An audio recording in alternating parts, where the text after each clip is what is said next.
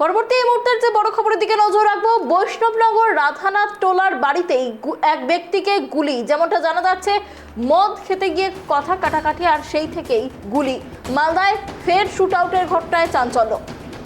এই বিষয়ে আরো বিস্তারিত কথা বলবো, আমাদের সাথে রয়েছে আমাদের প্রতিনিধি রুহুল।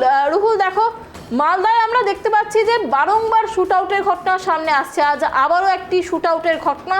এবার মদ খেতে গিয়ে কথা কাটাকাটি আর সেই থেকেই শুট আউটের ঘটনা বলে জানা যাচ্ছে। এই মুহূর্তে আহতের পরিস্থিতি কি জানা যাচ্ছে?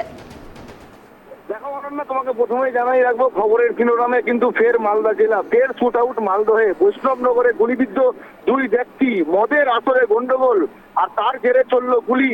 কিন্তু এত বন্দুক গুলি আসছে কোথা থেকে তা নিয়ে কিন্তু উঠতে শুরু করেছে প্রশ্ন। ঘটনায় তীব্র চাঞ্চল্য ছড়িয়েছে এলাকায়। তোমাকে জানিয়ে রাখবো, মঙ্গলবার সন্ধ্যায় ঘটনাটি ঘটেছে মালদহে বৈষ্ণবনগরে বীরনগর বাজারে। মদের আসর বসিয়েছিল কয়েকজন বন্ধু এবং সেই বন্ধুদের বচসার জেরে এক বন্ধু দুই বন্ধুকে গুলি করে বলে অভিযোগ। এবং সেই ছোড়া গুলিতে দুইজন ব্যক্তি গুরুতর জখম অবস্থায় সেখান থেকে তাদেরকে উদ্ধার করা হয় এবং বৈষ্ণবনগর থেকে নিয়ে আসা হয় মালদা মেডিকেল কলেজ হাসপাতালে।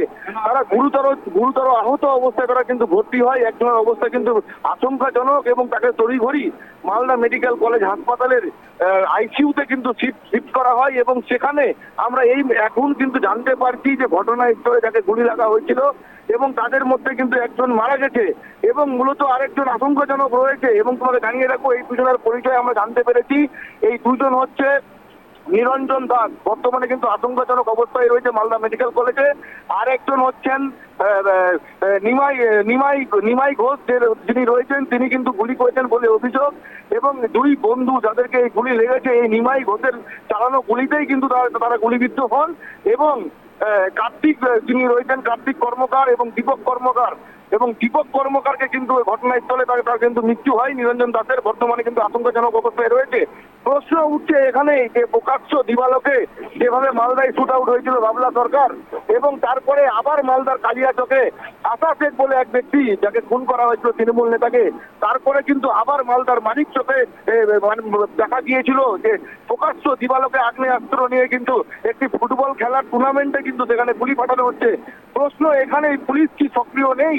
কোথাও পুলিশ মার খাচ্ছে, কোথাও পুলিশ কিন্তু নিরাপত্তা দিতে অক্ষম থাকছে এবং নিরাপত্তা সুনিশ্চিত করতে পারছেন না মানুষকে বলে কিন্তু তীব্র বিরোধী করেছে বিরোধী দলনেতা থেকে শুরু করে মালদা জেলার বিজেপির প্রবক্তা যিনি রয়েছেন অমলান ভাদুরী। অনন্যা, তোমার কাছে আরো একটা বিষয় আমি জানতে চাইবো যে সামান্য কথা কাটাকাটি আর সেখান থেকে শুট আউটের মতো ঘটনা ঘটে গেল, কিভাবে মানে এই কথা কাটাকাটি থেকে একেবারে শুট আউট অব্দি এই ঘটনা পৌঁছলো কিভাবে, কি জানা যাচ্ছে, কি কারণ এই শুট আউটের পেছনে? দেখো, স্থানীয় সূত্রে আমরা জানতে পারছি মূলত মদ খাবার আসর বসেছিল নিরঞ্জন দাসের বাড়িতে। এরপরে নিরঞ্জন দাসের বাড়িতে মদ খেতেই কিন্তু গন্ডগোল বাজে তাদের দুই বন্ধুর মধ্যে। নিমাই ঘোষের সাথে মূলত বচসা এবং এই নিমাই ঘোষ কিন্তু গুলি করেন নিরঞ্জন দাসকে। গুলি করার পরে তাদেরই আরেকজন বন্ধু ছিল দীপক কর্মকার, তাকেও কিন্তু এই নিমাই ঘোষ গুলি করে। এবং এই যে দীপক কর্মকার, তার কিন্তু মালদা নিয়ে আসা হয় এবং তার কিন্তু মৃত্যু ঘটেছে। এবং এখনো পর্যন্ত এই যে নিরঞ্জন দাস সে কিন্তু আশঙ্কাজনক অবস্থায় কিন্তু ভর্তি রয়েছে। তারও অবস্থা অনেকটা আশঙ্কাজনক বলে ডাক্তাররা মনে করছে। তাকে কিন্তু চিকিৎসার জন্য কলকাতা রেফার করতে পারে ডাক্তাররা।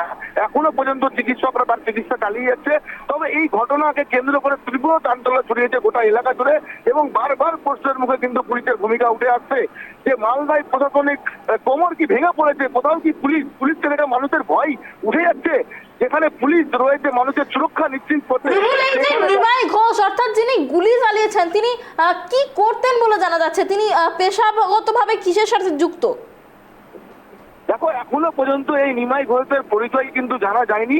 তবে নিমাই ঘোষ এই ঘটনার পর থেকেই কিন্তু পলাতক রয়েছে। পুলিশ কিন্তু তার খোঁজ শুরু করেছে এবং বৈষ্ণবনগর থানায় কিন্তু একটি মামলা রুজু করা হয়েছে পরিবারের তরফে এবং এই নিমাই ঘোষের তল্লাশি কিন্তু পুলিশ চালাচ্ছে। নিমাই ঘোষ কে বা নিমাই ঘোষ কোথা থেকে আগ্নেয়াস্ত্র পেলো, তার কাছ থেকে কিভাবে আগ্নেয়াস্ত্র আসলো তা নিয়েও কিন্তু পুলিশ তদন্ত শুরু করেছে। অনন্যা, অনেক ধন্যবাদ আমাদের সঙ্গে থাকার জন্য রুহুল। আপনাদের আরো একবার জানিয়ে রাখি যে গুরুত্বপূর্ণ খবরের দিকে আমাদের নজর রয়েছে। এবার মালদার বৈষ্ণবনগরের রাধানাথ টোলায় বাড়িতেই গুলি খেতে এক ব্যক্তিকে গুলি করা হয়েছে বলে জানা যাচ্ছে এবং ইতিমধ্যেই সেই ব্যক্তির মৃত্যু হয়েছে। ঘটনায় আহত হয়েছেন আরো একজন।